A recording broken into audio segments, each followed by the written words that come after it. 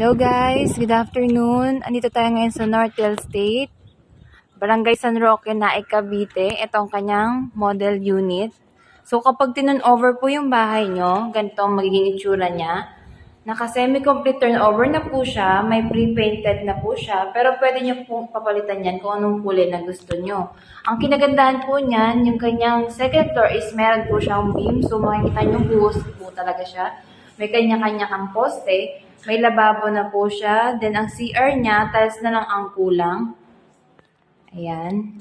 And then, yung kanyang service area, makikita nyo may harang na rin po siya. So, pwede nyo na lang siya pa-extensionan. Ang lawak ng area niya. Pwedeng lutuan, pwedeng labahan dito sa kabilang side.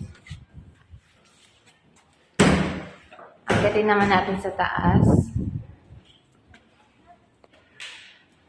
Ito is provision for 2 to 3 bedrooms. Depende po sa cut na gusto nyo. Ganito rin siya pag tinan-over. Naka-paint na po siya na white. Pre-painted na po siya. Tiles na lang ang kulang. And then meron na rin siyang mga saksakan. Yan. Sliding window na rin po siya. Yan. Ang sukat po ng bahay is 42 square meter. Tapos ang lot area naman po is 36. Ready for occupancy na rin po siya. So, 5-year reservation lang po siya. No down payment, no equity. Makikita nyo po, ongoing construction na po yung mga bahay. Ayan. Marami na pong tinatayo. So, pag nagpa-reserve po kayo with complete requirements,